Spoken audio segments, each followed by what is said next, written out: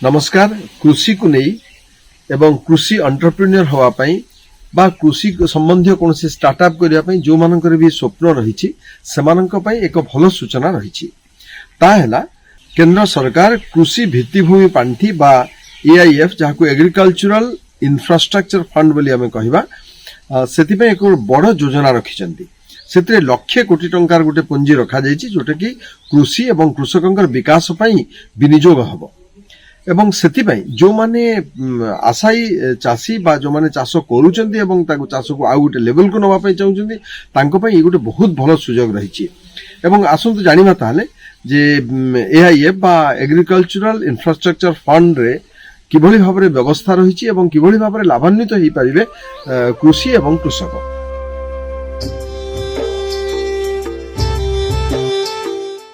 कृषि भित्तिभूमि पांठी रे सरकार रखिथिबा 1 लाख कोटी टंकार पुंजी विनियोग होपाई मुख्यतः तीनोटी दिगरे ताको खर्च हो। गोटे होची उत्पादन प्रोडक्शन जो माने चाष करिवे चाष करी कृषि उत्पाद बाहर करिवे एवं द्वितीय हैला ताको पैकेजिंग ताको कारण जेतेबेले गोटे फल बा पनी परिबा बा जहाँ भी शस्य जहाँ भी आसुची ताको ठीक भाबरे आमे पैकेजिंग जेहेतु न करि पारुचु से अनेक क्षति होता है एवं कारण गोटे जगह आ गोटे जगह ट्रांसपोर्टेशन हम तेणु उत्पादन है उत्पादन पर पैकेजिंग होकर ट्रांसपोर्ट हम एवं से ही भितर पाखापाखि भारत में अमल पर क्षति होची 10 ରୁ 20 शतकड़ा माने आपन जदि 100 टन उत्पादन करछिन 10 ରୁ 20 टन केवल सेइथरे लॉस हे जाउची। आइदर तो जेतेबेले खेतरु आपन अमल करिके आनुचंदी सेतेबेले बा आनिके जेतेबेले रखुचंदी सेतेबेले बा ताकु जेतेबेले ट्रांसपोर्ट करछंदी सेतेबेले बा ठीक भाबरे जेतेबेले पैकेजिंग करू नाहंती सेतेबेले एइभली विभिन्न क्षेत्र रे विभिन्न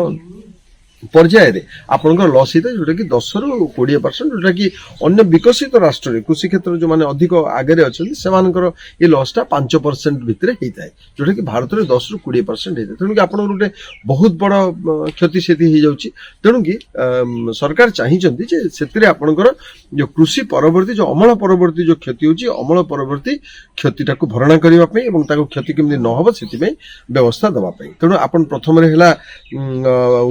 उत्पादन पाई आपनको पुंजी दिया जाई परिबो एवं द्वितीय होची उत्पादन परे पैकेजिंग एवं ट्रांसपोर्टेशन पाई आपनको मध्य दिया जाई परिबो कोन पुंजी दिया जाई परिबो सेतरे आपण व्यवसाय करि परिबे स्टार्टअप करि परिबे एवं आपण लाभवान ही परिबे। एवं तृतीय कथाटी है जे मार्केटिंग बा विक्रय पाई जो गुडा बाजार सृष्टि करा जाउची से बाजार सृष्टि करे किबळी भाबरे मार्केटिंग करिवे मार्केट रे पहुंचेबे ठीक दाम पाइबे एवं ता सहित आउ गोटे बड़ सुविधा अच्छी जिते आपड़ ये टंका नौकरी ऋण नौकरी 2 कोटी पर्यंत जदि ऋण नौकरी तार जो प्रत्येक वर्ष धरतु 7% इंटरेस्ट है 7% इंटरेस्ट जी आप सुध दबा कथा से सुधर 3% तक आपको रिहाती मिल केते वर्ष पर्यंत 7 वर्ष पर्यंत।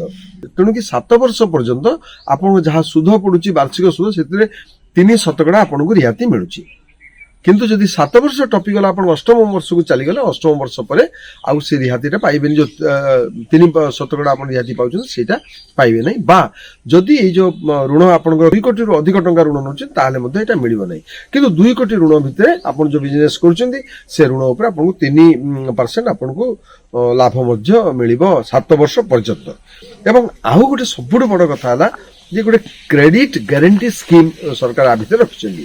क्रेडिट गारंटी स्कीम को धरतु आपण ऋण नैछन्ती 2 कोटी टंका आपण व्यवसाय लॉस हो गला क्षति हो गला आपण कोनसी कारण टंका सुझी पारु नांती ताले सेति पई गोटे इंश्योरेंस प्रथम गोटे इंश्योरेंस आपण लोन इंश्योरेंस गोटे करिवे एवं से इंश्योरेंस पई व्यवस्था अछि जहा द्वारा आपण इंश्योरेंस जो ऑर्गेनाइजेशन जो इंश्योरेंस कंपनी करथिबो से जो आपनकर सुध देबे कि जहा देबे ताको से भरणा करिवो ताको इंश्योरेंस ताको भरणा करिवो सेति पई किछि अंश सेतरो इंश्योरेंस आडको पेमेंट मध्ये जेमति आमे गाडी टे किनुचे घर टे किनुचे बा लाइफ इंश्योरेंस करूचे ठीक से भली भाबरे सेते मध्ये इंश्योरेंस बाबदलो किछि पैसा दवा पई पड़ो। तेनु जो क्रेडिट गारंटी स्कीम एटा भी रहिला जहा द्वारा बैंक माने ऋण दवा पई आउ पछेइबे नाही कारण तांकर सुध ठीक समय सुध आसीबो एवं मूल भी आपण सुझी परिबे सहज सुझी परिबे। एवं ଆଉ ଗୋଟେ କଥା ହେଲା ଯେ ଏଇ ଯୋଉ ଯାହା ସବୁ ବ୍ୟବସ୍ଥା ଅଛି ବ୍ୟବସ୍ଥା କେନ୍ଦ୍ର ସରକାର ଏବଂ ରାଜ୍ୟ ସରକାରଙ୍କ ସବୁ ଜାଗାରେ ଏ ସୂଚନା ନିରନ୍ତର ଭାବରେ ଆପଣଙ୍କୁ ସୂଚନା ପ୍ରଦାନ କରାଯିବ, ଯାହାଦ୍ୱାରା ଆପଣ ଯୋଉ କ୍ଷେତ୍ରରେ ଆପଣ ଯୋଉଠି ଅସୁବିଧାରେ ପଡ଼ିଲେ ସେଠି ଆପଣଙ୍କୁ ସାହାଯ୍ୟ କରିବା ପାଇଁ ଆପଣଙ୍କର ଜ୍ଞାନକୌଶଳ ଦେବା ପାଇଁ ସବୁ ପ୍ରକାର ସୁବିଧା ସୁଯୋଗ ରାଜ୍ୟ ସରକାର ଏବଂ କେନ୍ଦ୍ର ସରକାରଙ୍କ ଯୋଉ କୃଷି ସଂସ୍ଥା ମାନେ ଅଛନ୍ତି ସେମାନେ ଆପଣଙ୍କୁ ନିରନ୍ତର ଭାବରେ ଦେବେ। ସେ ଗୋଟେ ସଦାବେଳେ ଆପଣଙ୍କ ପାଖରେ ରହିବେ ଆପଣଙ୍କୁ ଗାଇଡେନ୍ସ କରିବା ପାଇଁ। ଆଉ ତାପରେ ଯୋଉ ପୋଷ୍ଟ ହାର୍ଭେଷ୍ଟିଂ ଟେକ୍ନୋଲୋଜି ରେ ଆପଣଙ୍କୁ ମଧ୍ୟ ସହାୟତା ଦିଆଯାଇ ପାରିବ। ପୋଷ୍ଟ ହାର୍ଭେଷ୍ଟିଂ ଟେକ୍ନୋଲୋଜି କ'ଣ, ସେଥିରେ ଧରନ୍ତୁ ଆପଣ ଗୋଡାଉନ୍ କରିବେ, ୱେୟାର ହାଉସ୍ କରିବେ, ଆପଣ କୋଲ୍ଡ ଷ୍ଟୋରେଜ କରିବେ, କୋଲ୍ଡ ଚେନ୍ କରିବେ, ସେଥିପାଇଁ ଆପଣଙ୍କୁ ଋଣ ମିଳିପାରିବ। ଆପଣ ପ୍ୟାକେଜିଂ କରିବେ, କାରଣ ଆଜିକାଲି ପ୍ୟାକେଜିଂଟା ବହୁତ ବଡ଼ କଥା। ତାକୁ ଠିକ୍ ଭାବରେ ଯଦି ପ୍ୟାକେଜିଂ କରି ଗୋଟେ ଜାଗାରୁ ଅନ୍ୟ ଜାଗାକୁ ନ ପଠେଇବେ ତାହେଲେ ଯୋଉଟା ଅମଳ ପରର ଯୋଉଟା କ୍ଷତି କଥା ମୁଁ କହୁଥିଲି ସେଭଳିଆ କ୍ଷତି ହେଇପାରେ।